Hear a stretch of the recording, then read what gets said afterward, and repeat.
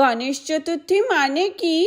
গণেশ চতুর্থী মানে হলো আজকে গণেশজির জন্মদিন, বুঝেছো? তাই আজকে আমরা গণেশজির পছন্দের খাবার নিয়ে এসেছি, আর মালাও নিয়ে এসেছি, আর তার সব থেকে ফেভারিট মোদকও নিয়ে এসেছি। তাই তাহলে কি হবে, গণেশজি আমাদের বাড়িতে আসবে তো? ইয়ে ইয়ে। কিন্তু রাধা আন্টি, আমরা তো গণেশজির জন্য কিছুই আনিনি, মালাও আনিনি, মোদকও আনিনি। গণেশজি কি আমাদের বাড়িতে আসবে? আরে হ্যাঁ হ্যাঁ প্রিয়া সোনা, অবশ্যই আসবে। গণেশজিকে মন থেকে যে প্রার্থনা করে তার কথা অবশ্যই শোনে, আমাদের বাড়িতেও আসবে। হুম, আসবে গণেশজি তোমাদের বাড়িতে। পুজো দিতে এসেছে, একটা মালাও আনেনি, প্রসাদও আনেনি। এই ছুটকি, আয় আমার পিছু পিছু তাড়াতাড়ি করে বাড়িতে। আরে মা, আসছি।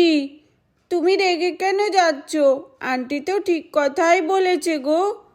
হে গণেশজি, সবাইকে ভালো রেখো, তুমিও ভালো থেকো, আর আমাদের জীবনের এত অভাব অনটনগুলোও একটু ঘুচিয়ে দিও। এই বলে আমাদের রাধা বাড়ির দিকে ছুটতে থাকে।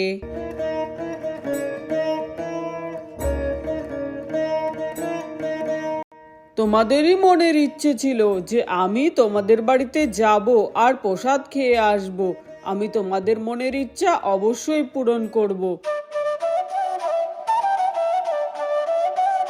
বন্ধুরা, এটি আমাদের রাধার জীবনের অনেক আগের গল্প, যখন আমাদের রাধা অনেক বেশি গরিব ছিল, আর তার প্রতিবেশী হিসেবে ছিল একজন বড়লোক হিংসুটে মহিলা। তাহলে চলো দেখিনি আজকের গল্পে কি হয়। এই চুলবুলি, চল না আমরা পাশের বাড়ির ওই পিয়ার সাথে গিয়ে খেলা করি। এই না, আমার মা ওর সাথে খেলা করা একদম পছন্দ করে না, কারণ ওরা অনেক গরিব। আমি যাব না রে। আচ্ছা ঠিক আছে। আরে চুটকি, দেখ তোদের বাড়িতে একটা ছেলে আসছে, সে তো দেখছি জামাও পরে আসেনি। আরে হ্যাঁ, এই ছেলেটা আবার কে?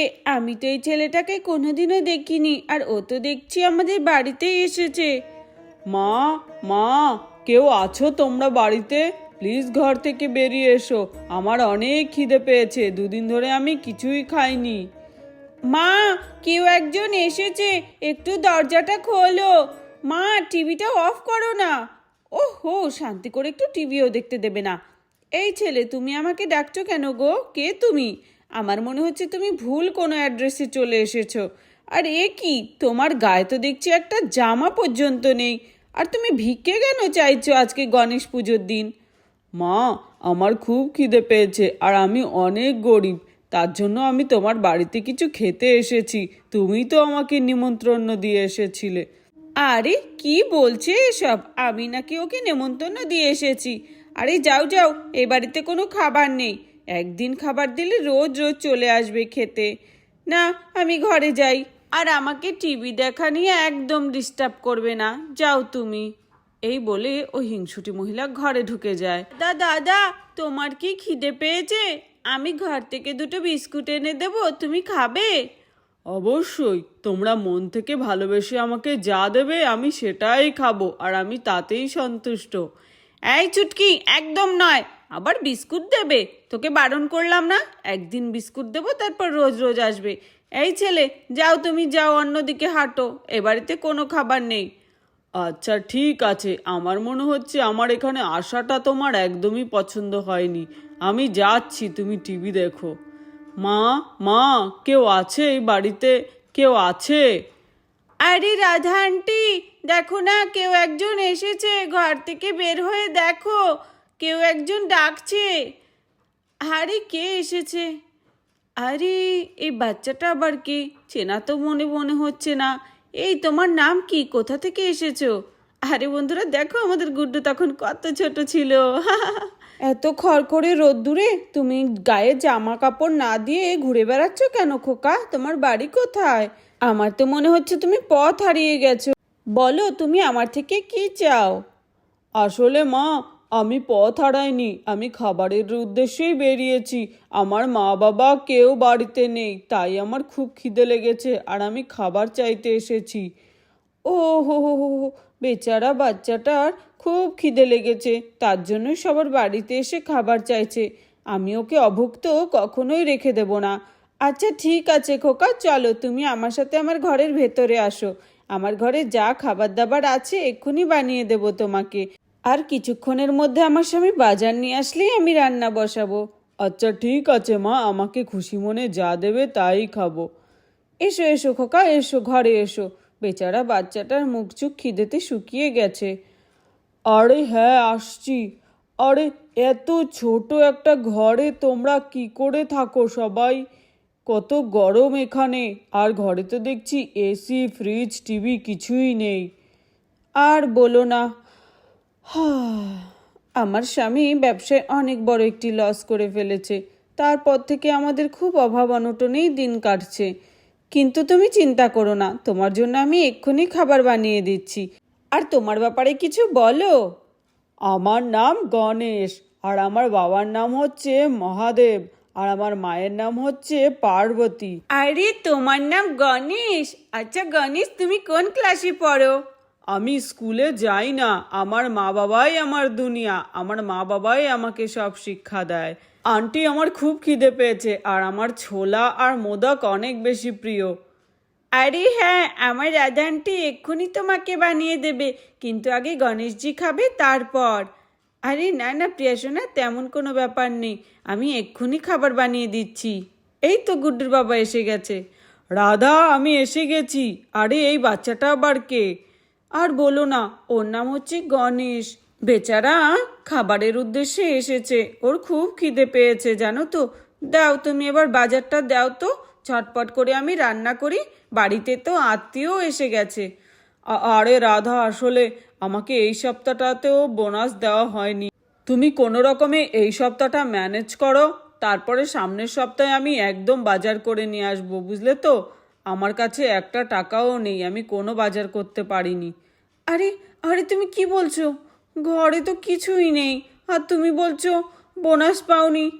কি যে হবে, দেখি কি কি আছে, এই দিয়ে আমি কি করে চালাবো। এ মা, ঘরে তো একদমই চাল ডাল সবই বাড়ন্ত, কিছুই তো নেই। এই দিয়ে আমি কি করে রান্না করব? আর এই বাচ্চাটাকে বা কি খেতে দেব? আমার তো মনে হচ্ছে আজকে কারুরই পেট ভরবে না। কি যে করি। আরে আন্টি, আপনাকে এত বেশি চিন্তিত কেন লাগছে দেখে? আরে না না গণেশা, কিছুই চিন্তার বিষয় নেই।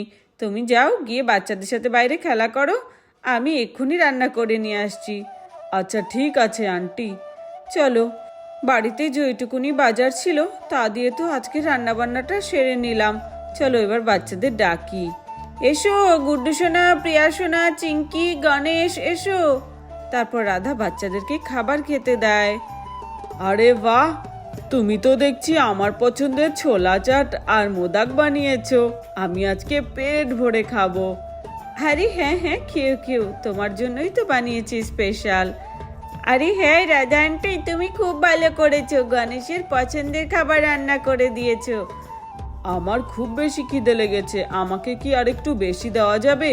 আরে রাধা আন্টি, তুমি তো দেখছি আগে আমাদেরকে খেতে দিলে, আজকে তো গণেশ চতুর্থী, তুমি গণেশ ঠাকুরকে দেবে না? গণেশ ঠাকুর তো রাগ করবে। আরে না না, গণেশ ঠাকুর কোনো রাগ করবে না, কারণ বাচ্চারাই তো ভগবানের রূপ। আরে দেখো, গণেশের তো খাওয়াও শেষ হয়ে গেছে। বাবা, হ্যাঁ আমার অনেক বেশি খিদে লেগেছিল, তাই আমি তাড়াতাড়ি খেয়ে নিয়েছি, আমাকে কি আরেকটু দেওয়া যাবে? আরে হ্যাঁ হ্যাঁ, দিচ্ছি দিচ্ছি, কিন্তু আমি সবটা তোমাকে দিতে পারবো না, কারণ আমি তো আমার বাচ্চাদের আর ক্ষুধার্ত রাখতে পারি না, তাই না? রাধা আন্টি, কোনো ব্যাপার না, আমরা পরে খেয়ে নেব, তুমি গণেশের পেট ভরে খেতে দাও, ওর খুব খিদে পেয়েছে, ও দুদিন ধরে কিছু খায়নি। আচ্ছা ঠিক আছে প্রিয়া সোনা, তোমার কথা মতো আমি ওকে সবই দিয়ে দিলাম। আর এখানে গণেশা টপ টপ করে সব মোদক খেয়ে নিয়েছে। বাহ, খাবার খুবই টেস্টি ছিল, আর আমার খুব ভালো লেগেছে খেয়ে। তাই? ঠিক আছে, চলো, বাচ্চাদের পেট ভরেছে, এতেই আমি সন্তুষ্ট। চলো, বাচ্চারা এখন শুয়ে রয়েছে, ওরা একটু ঘুমোক। আচ্ছা রাধা, বাচ্চারা খেয়েছে খাবার? হ্যাঁ হ্যাঁ খেয়েছে, যেটুকুনি রাশন ছিল তা দিয়েই আমি রান্না করেছি, কিন্তু তোমার আর আমার জন্য কোনো খাবার বেঁচে নেই। আচ্ছা ঠিক আছে রাধা, কোনো ব্যাপার না, বাচ্চারা খেলেই আমাদের খাওয়া হয়ে যাবে। চলো আমরা এবার গিয়ে শুয়ে পড়ি, কাল সকালে আমি দেখি নতুন কোনো কাজ পাই কি না। এই বলে রাধার স্বামী বাইরে বেরিয়ে যায়। চলো, বাচ্চারা তো ঘুমিয়ে গেছে, এবার আমিও বাইরে গিয়ে গুড্ডুর বাবার সাথেই শুয়ে পড়ি, ঘরে তো মনে হচ্ছে আর জায়গাই নেই। এই বলে রাধাও বাইরে বেরিয়ে আসে আর বাচ্চারা ঘরে সবাই শুয়ে থাকে। তারপর মাঝরাত্রে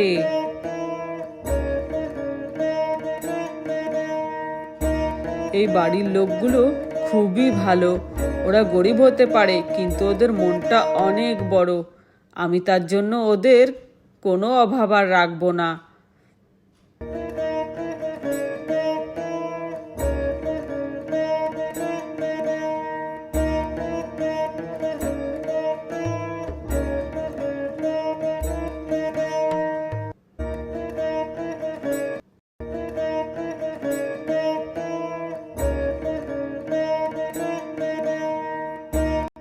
আশা করি এতটুকু অর্থে ওদের অনেক অভাব অনটন ঘুচে যাবে।